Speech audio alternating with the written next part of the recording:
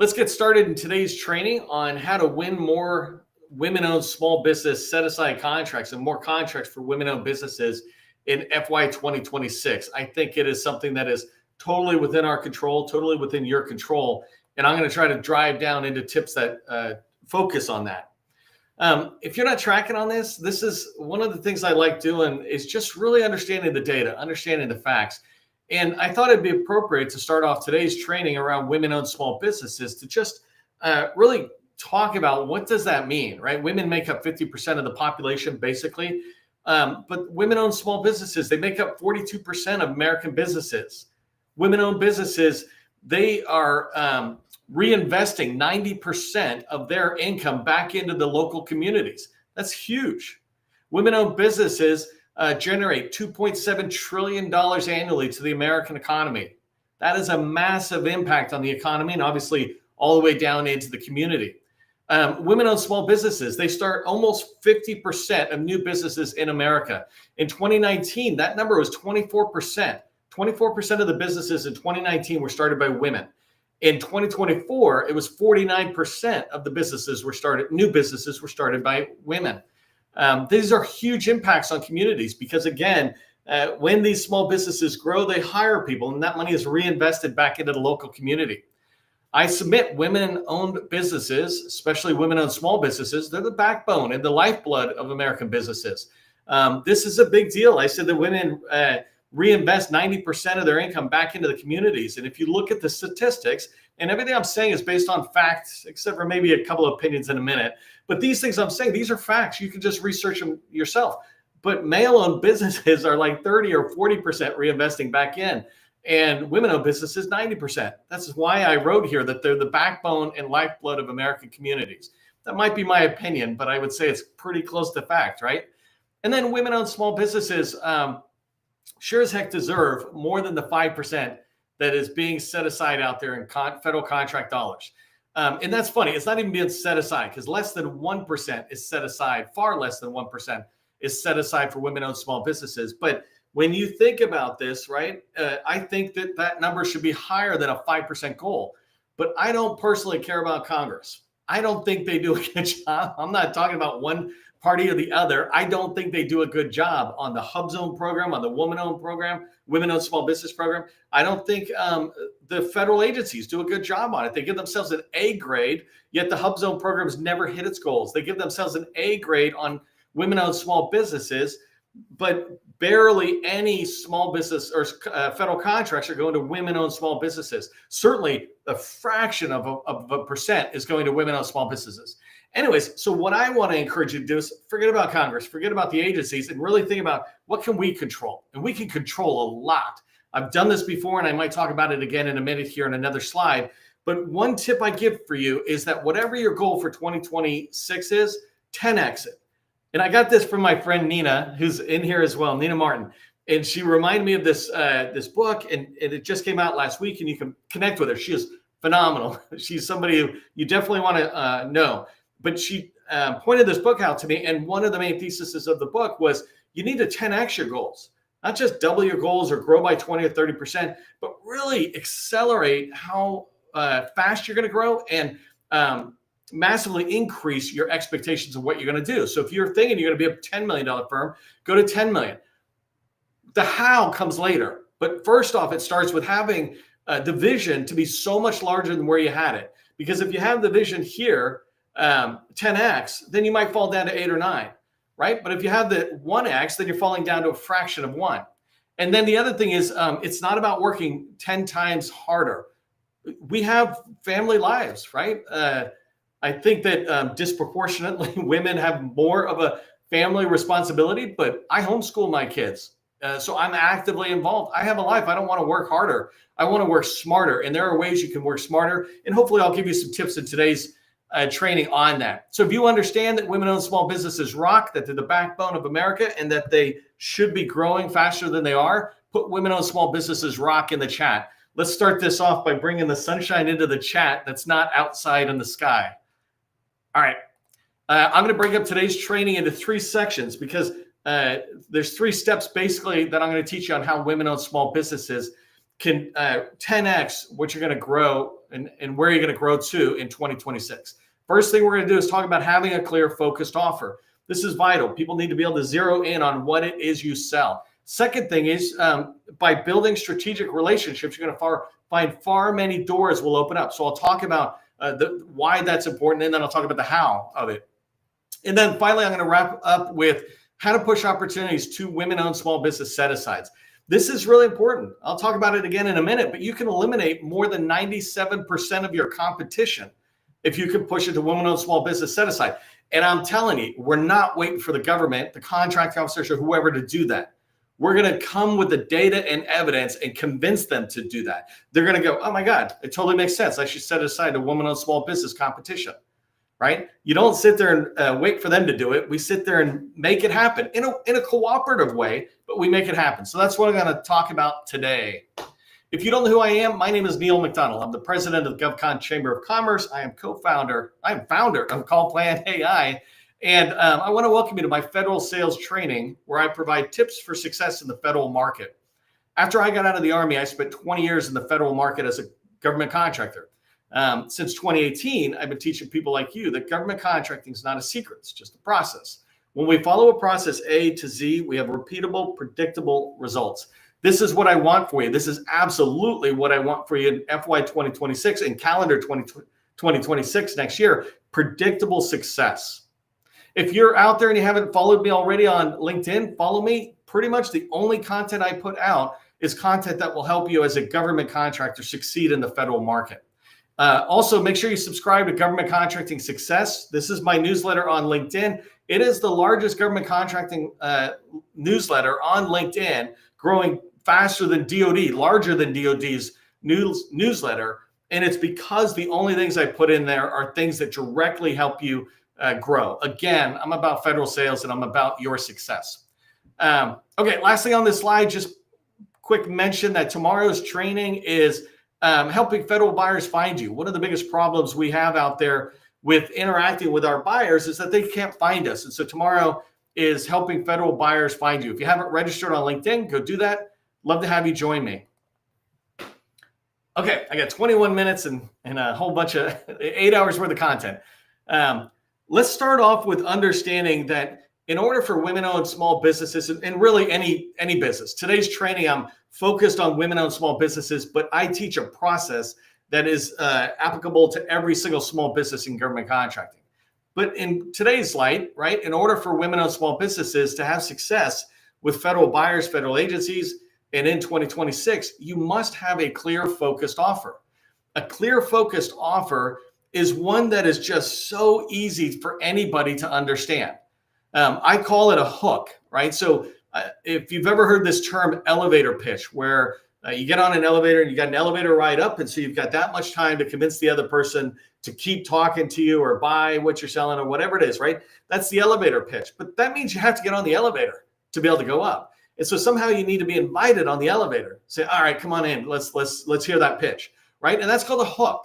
If you've ever gone to a networking event at a local chamber of commerce, they often do this at like a breakfast event where they say, hey, everybody stand up 5 to 15 seconds. Tell us what you do. You know, hi, I'm Neil McDonnell with ABC Company. We do Microsoft SharePoint services.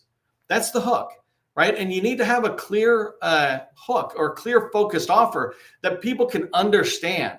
And so I write here that it's easy for anybody to understand. And I use SharePoint as an example, right? Microsoft SharePoint services. It doesn't mean everybody's going to buy from me. What it means is that the people who I want to reach will sit there and say yes or no, right? There's only 3 answers you get from people. The people who go, huh? And if they say, huh, you go back to just talking to them about the weather, right? They're not your customer. But if you say Microsoft SharePoint services to anybody who is in my world, they're going to say 2 things. They're going to say, yeah, not interested. Or they're going to say, tell me more, right? That basically is how conversations go. And, and I put water here as another example. Jay Madigan is in this community, does water management, right? And a hook for him might be, especially when you think about this compared to a broader statement, but a hook might be, for him might be, we monitor large bodies of water, right? We monitor the health and safety of a large body of water. So, what did I put here? 3 to 7 words.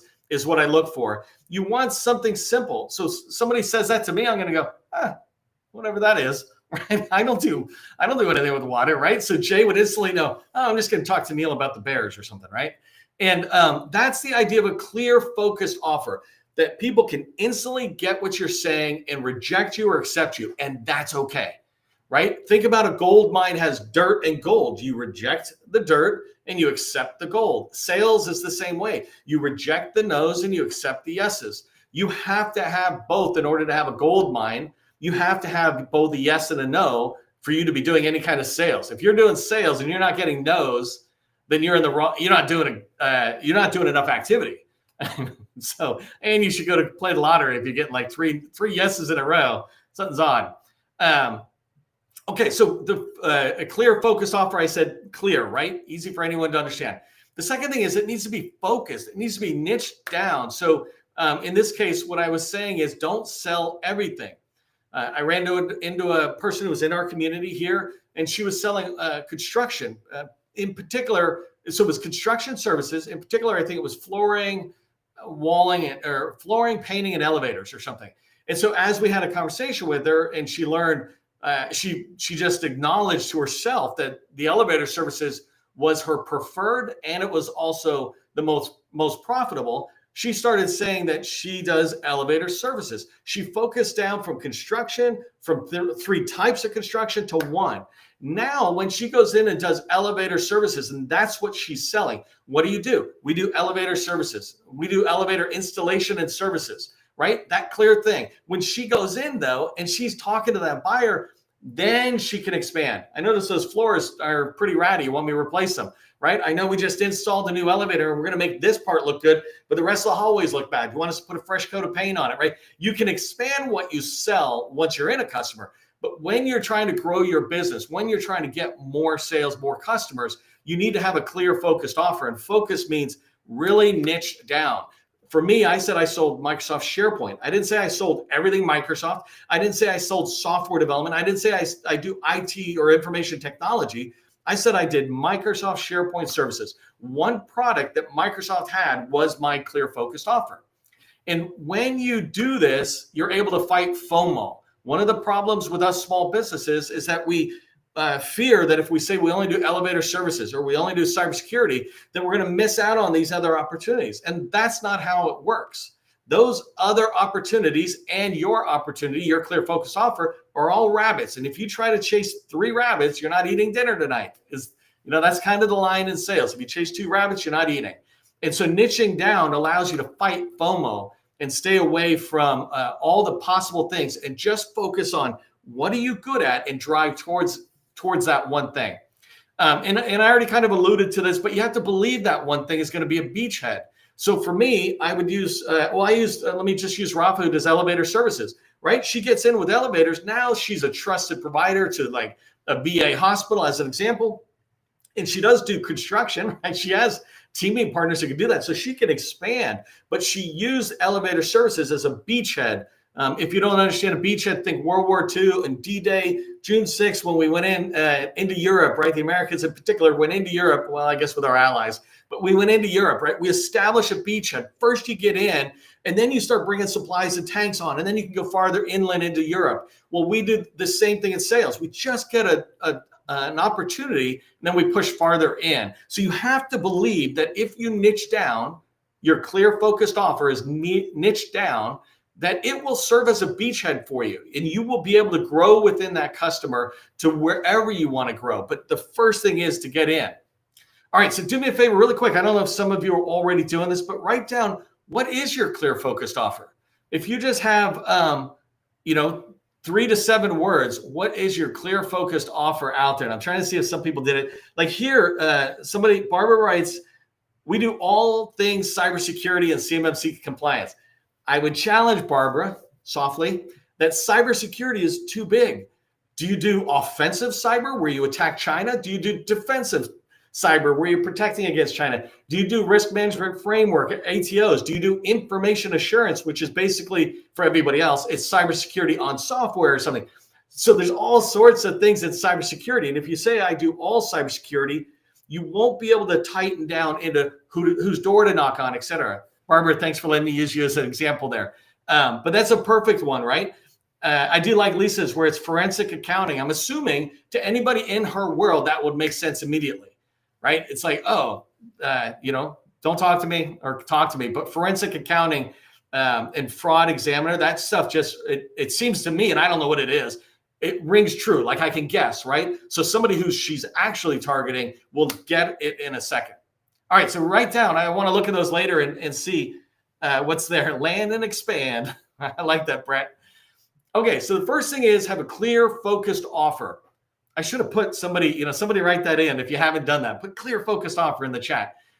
Second thing you need to do is to develop strategic relationships. If you want to have success in 2026, you will not do it alone.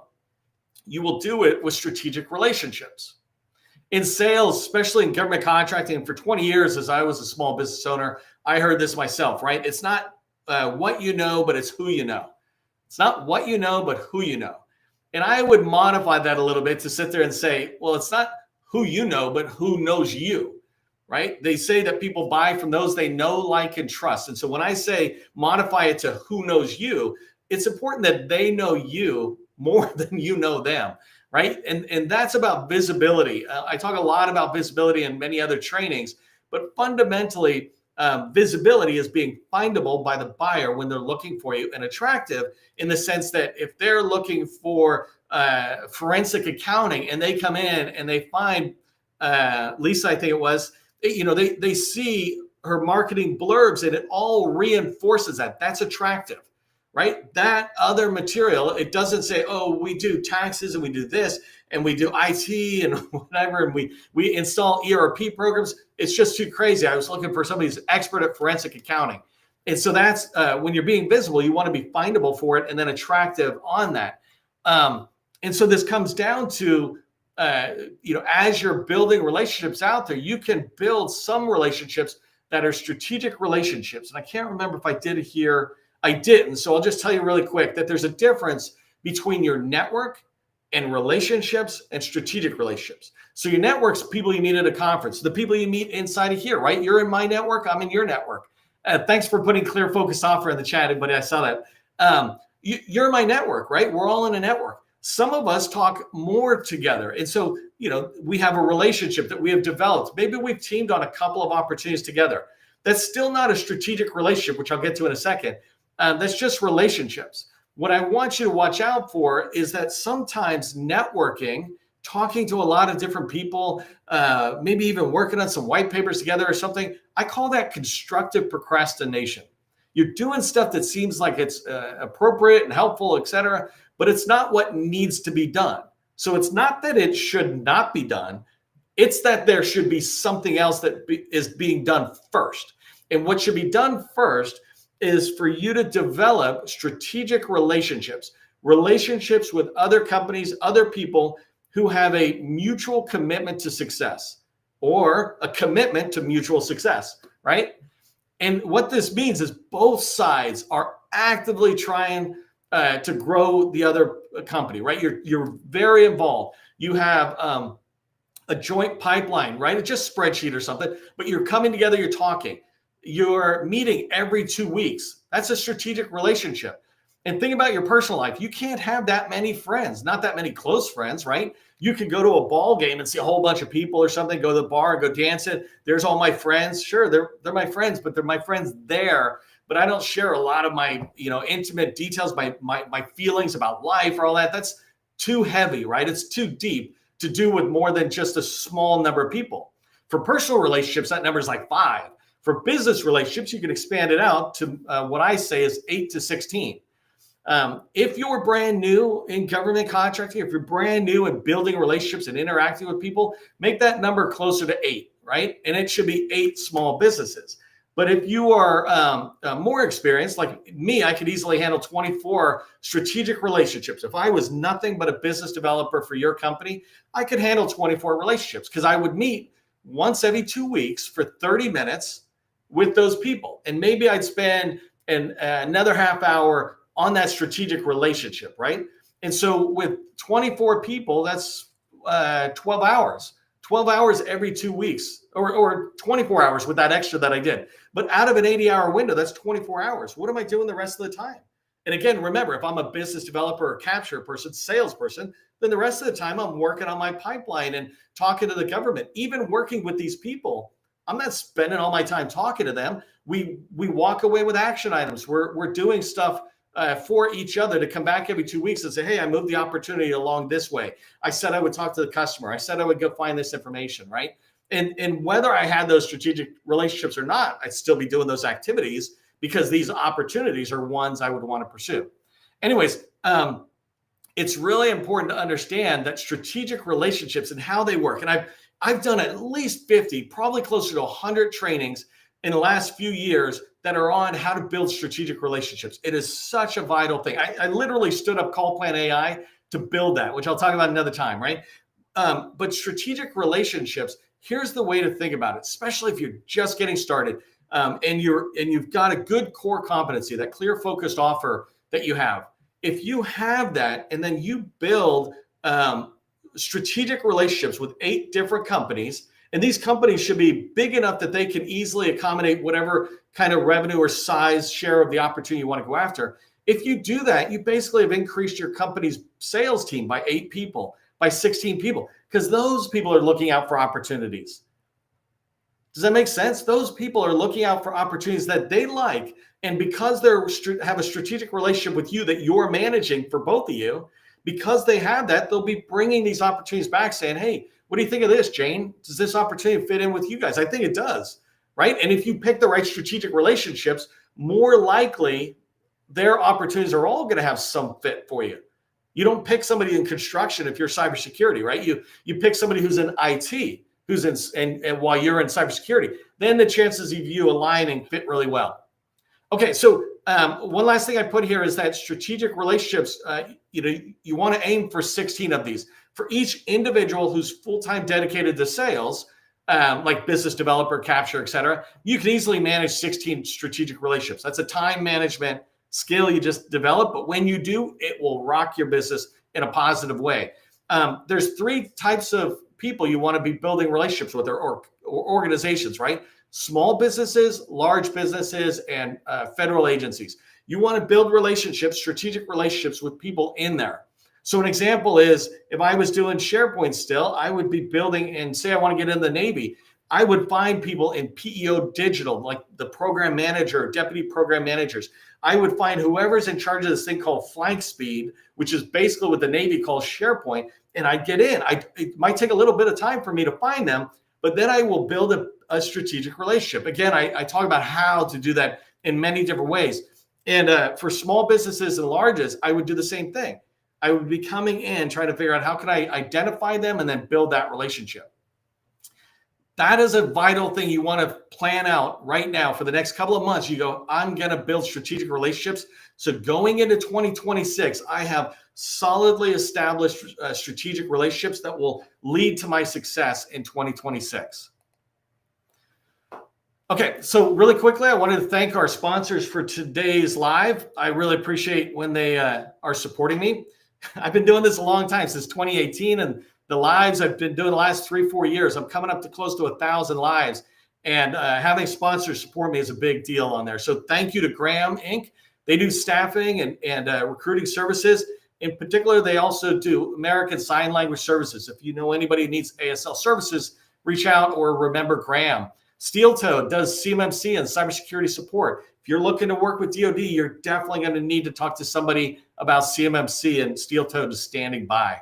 And then I wanted to thank Restream, who's sponsoring us. They're the ones I come out on and deliver these lives to you. So I really appreciate their support. They enable me to be able to go out live on YouTube, on LinkedIn, on Twitter, on Facebook, et cetera.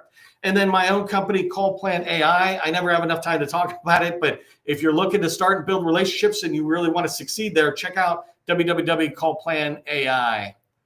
Okay, so let me get to this last one about how do you push opportunities to women-owned small businesses. And I only have 4 minutes, so I'm going to go a little fast.